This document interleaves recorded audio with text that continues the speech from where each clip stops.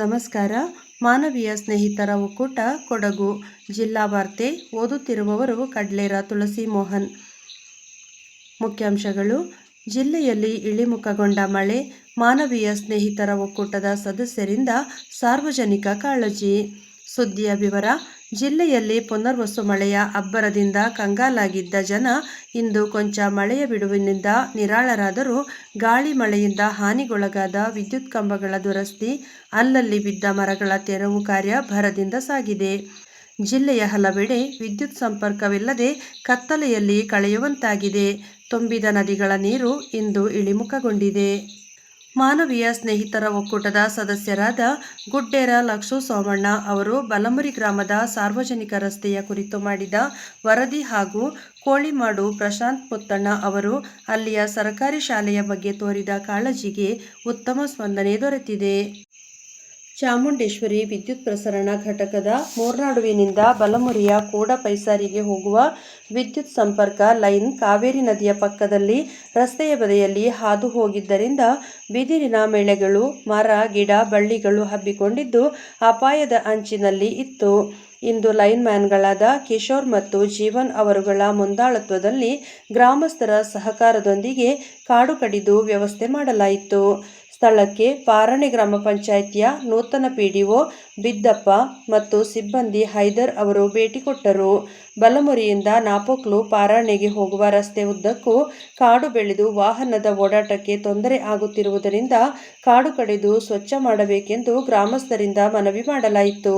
ರಸ್ತೆಯ ಇಕ್ಕೆಲಗಳಲ್ಲಿ ಪ್ಲಾಸ್ಟಿಕ್, ಗಾಜು ಮತ್ತಿತರ ತ್ಯಾಜ್ಯಗಳನ್ನು ಎಸೆಯುತ್ತಿದ್ದು ನದಿ ಮಲಿನ ಆಗುವುದರ ಜೊತೆಗೆ ಗ್ರಾಮದ ಸೌಂದರ್ಯಕ್ಕೆ ಹಾಗೂ ಸ್ವಚ್ಛತೆಗೆ ಅಡಚಣೆಯಾಗುತ್ತಿದೆ. ರಸ್ತೆಯುದ್ದಕ್ಕೂ ಎಚ್ಚರಿಕೆಯ ನಾಮಫಲಕವನ್ನು ಹಾಕುವುದರ ಮೂಲಕ ತಪ್ಪಿತಸ್ಥರ ವಿರುದ್ಧ ಕಠಿಣ ಕ್ರಮ ಕೈಗೊಳ್ಳಬೇಕೆಂದು ಗ್ರಾಮಸ್ಥರು ಮನವಿ ಮಾಡಿದರು.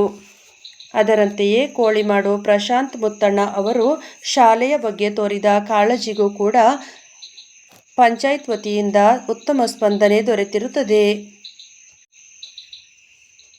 ವಿರಾಜಪೇಟೆಯ ಶಾಸಕರಾದ ಎಸ್ ಪೊನ್ನಣ್ಣ ಅವರ ಹುಟ್ಟುಹಬ್ಬವನ್ನು ಇಂದು ಅವರ ಅಭಿಮಾನಿಗಳು ಸಾರ್ವಜನಿಕ ಆರೋಗ್ಯ ಶಿಬಿರ ನಡೆಸುವ ಮೂಲಕ ಹಾಗೂ ಕಾರ್ಮಿಕರಿಗೆ ಬೆಳಗಿನ ಉಪಹಾರವನ್ನು ನೀಡುವ ಮೂಲಕ ಆಚರಿಸಿ ಜನಮನ ಸೆಳೆದರು. ವಿರಾಜಪೇಟೆಯ ಸಿಎಂಸಿ ಆಸ್ಪತ್ರೆ ಹಾಗೂ ಮೈಸೂರಿನ ಕ್ಯಾನ್ಸರ್ ಆಸ್ಪತ್ರೆಯ ಸಹಯೋಗದಲ್ಲಿ ಸ್ಥಳೀಯ ಕೆಎಸ್ಆರ್ಟಿಸಿ ಬಸ್ ನಿಲ್ದಾಣದಲ್ಲಿ ಸಾರ್ವಜನಿಕರ ಆರೋಗ್ಯ ತಪಾಸಣಾ ಶಿಬಿರ ನಡೆಯಿತು. ಪೊನ್ನಣ್ಣ ಅವರ ಅಭಿಮಾನಿಗಳ ತಂಡವು ಅಲ್ಲಿನ ಉದ್ಯಮಿ, ಮಾನವೀಯ ಸ್ನೇಹಿತರ ಒಕ್ಕೂಟದ ಪ್ರತಿನಿಧಿ ಮೊಹಮ್ಮದ್ ರಾಫಿ ಅವರ ಮುಂದಾಳತ್ವದಲ್ಲಿ ಏರ್ಪಡಿಸಿದ್ದ ಈ ಶಿಬಿರದಲ್ಲಿ ಸಾರ್ವಜನಿಕರು ತಮ್ಮ ಆರೋಗ್ಯ ಪರೀಕ್ಷಿಸಿಕೊಂಡರು. ಇದೇ ಸಂದರ್ಭ ಪೊನ್ನಣ್ಣ ಅವರ ಅಭಿಮಾನಿಗಳು ಪೇಟೆಯ ದೊಡ್ಡಟ್ಟಿ ಚೌಕಿಯಲ್ಲಿ ಕಾರ್ಮಿಕರಿಗೆ ಬೆಳಗಿನ ಉಪಹಾರದ ವ್ಯವಸ್ಥೆ ಮಾಡುವ ಮೂಲಕ ಜನರ ಗಮನ ಸೆಳೆದರು. 2026-27ನೇ ಸಾಲಿನಲ್ಲಿ ಮೀನುಗಾರಿಕೆ ಇಲಾಖೆಯಿಂದ ಸರ್ಕಾರ ನಿಗದಿಪಡಿಸಿದ ದರಗಳಲ್ಲಿ ಬಿತ್ತನೆಗೆ ಯೋಗ್ಯವಾದ ಮೀನುಮರಿಗಳನ್ನು ಲಭ್ಯತೆಗೆ ಅನುಗುಣವಾಗಿ ವಿತರಿಸಲಾಗುವುದು. ಆಸಕ್ತ ಕೃಷಿಕರು ತಮ್ಮ ಬೇಡಿಕೆಯನ್ನು ಸಂಬಂಧಪಟ್ಟ ತಾಲೂಕಿನ ಮೀನುಗಾರಿಕೆ ಸಹಾಯಕ ನಿರ್ದೇಶಕರ ಕಚೇರಿಗಳಲ್ಲಿ ನೋಂದಾಯಿಸಿಕೊಳ್ಳಬೇಕಾಗಿ ಕೋರಿದೆ. ಕೊಡಗು ಜಿಲ್ಲೆಯಲ್ಲಿ ಮರು ವಿನ್ಯಾಸಗೊಳಿಸಲಾದ ಹವಾಮಾನ ಆಧಾರಿತ ಬೆಳೆ ವಿಮೆ ಯೋಜನೆ ಜಾರಿಯಲ್ಲಿದ್ದು, ಈ ಯೋಜನೆಯಲ್ಲಿ ಅಡಿಕೆ ಮತ್ತು ಕಾಳುಮೆಣಸು ಬೆಳೆಗಳು ಒಳಗೊಂಡಿರುತ್ತವೆ. ಆತ್ಮೀಯ ರೈತ ಬಾಂಧವರು ಇದೇ ತಿಂಗಳ 31ನೇ ತಾರೀಕಿನ ಒಳಗಾಗಿ ತಮ್ಮ ಹತ್ತಿರದ ಬ್ಯಾಂಕ್, ಸಾಮಾನ್ಯ ಸೇವಾ ಕೇಂದ್ರ, ಗ್ರಾಮ ಒನ್ ಕೇಂದ್ರ ಇಲ್ಲಿಗೆ ತೆರಳಿ ತಮ್ಮ ಪಹಣಿ, ಪಾಸ್ ಪುಸ್ತಕ, ಅದರ ಪ್ರತಿ ಇವುಗಳನ್ನು ನೀಡಿ ಬೆಳೆ ವಿಮೆ ಮಾಡಿಸಲು ಕೋರಿದೆ. ಕೊಡಗು ಪತ್ರಕರ್ತರ ಸಂಘ ಮಡಿಕೇರಿ ಹಾಗೂ ರೋಟರಿ ಮಿಸ್ಟಿ ಹಿಲ್ಸ್ ಮಡಿಕೇರಿ ಇವರ ವತಿಯಿಂದ ಜುಲೈ 26ರಂದು ಮಡಿಕೇರಿಯ ಗೌಡ ಸಮಾಜದಲ್ಲಿ ಕಾರ್ಗಿಲ್ ವಿಜಯ ದಿವಸ್ ಕಾರ್ಯಕ್ರಮ ಆಯೋಜಿಸಲಾಗಿದೆ. ಅಂದು ಹುತಾತ್ಮರ ಸ್ಮಾರಕಕ್ಕೆ ಪುಷ್ಪ ನಮನ ಹಾಗೂ ದೇಶಭಕ್ತಿ ಗೀತೆ ಗಾಯನ ಕಾರ್ಯಕ್ರಮವಿದೆ ಎಂದು ಕಾರ್ಯಕ್ರಮ ಸಂಚಾಲಕರಾದ ಅನಿಲ್ ಎಚ್.ಟಿ. ಅವರು ತಿಳಿಸಿದ್ದಾರೆ. ಜಿಲ್ಲೆಯ ಪ್ರಮುಖ ಪ್ರವಾಸಿ ತಾಣಗಳಲ್ಲೊಂದಾದ ಮಡಿಕೇರಿಯ ರಾಜಾಸೀಟ್ ಉದ್ಯಾನಕ್ಕೆ ಪ್ರವಾಸಿಗರು ಹಾಗೂ ಸಾರ್ವಜನಿಕರಿಗೆ ಪ್ರವೇಶ ನಿಷೇಧಿಸಲಾಗಿದೆ. ಮಳೆಯಿಂದಾಗಿ ನಗರ ವ್ಯಾಪ್ತಿಯಲ್ಲಿ ಭೂಕುಸಿತ ಉಂಟಾಗಿ ಮಾರ್ಗ ಬದಲಾವಣೆ ಮಾಡಿರುವ ಹಿನ್ನೆಲೆಯಲ್ಲಿ ಜಿಲ್ಲಾಧಿಕಾರಿಗಳು ಈ ಕ್ರಮ ಜರುಗಿಸಿದ್ದಾರೆ.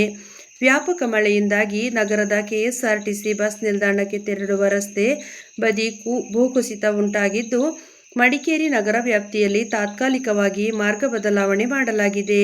ಖಾಸಗಿ ಮತ್ತು ಕೆಎಸ್ಆರ್ಟಿಸಿ ಬಸ್ ನಿಲ್ದಾಣ ಕಡೆಯಿಂದ ಹೊರ ಹೋಗುವ ಎಲ್ಲ ವಾಹನಗಳು ರಾಜಾ ಸೀಟ್ ರಸ್ತೆಯನ್ನು ಬಳಸಿ ಸಂಚರಿಸುತ್ತವೆ.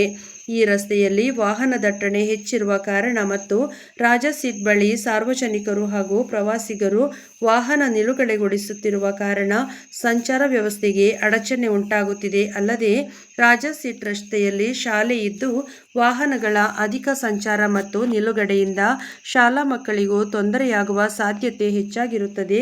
ಈ ಹಿನ್ನೆಲೆಯಲ್ಲಿ ಅಡಚಣೆ ನಿವಾರಿಸಲು ಸಾರ್ವಜನಿಕರ ಆಸ್ತಿಗಳ ರಕ್ಷಣೆ ಹಿತದೃಷ್ಟಿಯಿಂದ ಮುಂಜಾಗ್ರತಾ ಕ್ರಮವಾಗಿ ರಾಜಾ ಸೀಟ್ ಬಳಿ ವಾಹನ ನಿಲುಗಡೆ ಮತ್ತು ರಾಜಾ ಸೀಟ್ಗೆ ಸಾರ್ವಜನಿಕರ ಪ್ರವಾಸಿಗರ ಪ್ರವೇಶವನ್ನು ತಾತ್ಕಾಲಿಕವಾಗಿ ನಿಷೇಧಿಸಲಾಗಿದೆ. ಮೋಟಾರು ವಾಹನಗಳ ನಿಯಮಗಳು 1990ರ ನಿಯಮ 221(ಎ)(5) ಪ್ರದತ್ತವಾದ ಅಧಿಕಾರವನ್ನು ಚಲಾಯಿಸಿ ಕೊಡಗು ಜಿಲ್ಲಾಧಿಕಾರಿ ಹಾಗೂ ದಂಡಾಧಿಕಾರಿಯೂ ಆಗಿರುವ ಎಸ್.ಜೆ. ಸೋಮಶೇಖರ್ ಅವರು ತಾರೀಖು 7ರಿಂದ 12ರವರೆಗೆ ಮುಂಜಾಗ್ರತಾ ಕ್ರಮವಾಗಿ ರಾಜಾ ಸೀಟ್ ಬಳಿ ವಾಹನ ನಿಲುಗಡೆ ಹಾಗೂ ಉದ್ಯಾನಕ್ಕೆ ಸಾರ್ವಜನಿಕರ ಪ್ರವೇಶವನ್ನು ನಿಷೇಧಿಸಿ ಆದೇಶ ಹೊರಡಿಸಿದ್ದಾರೆ. ಇಲ್ಲಿಗೆ ಜಿಲ್ಲಾ ವಾರ್ತೆ ಮುಕ್ತಾಯವಾಯಿತು.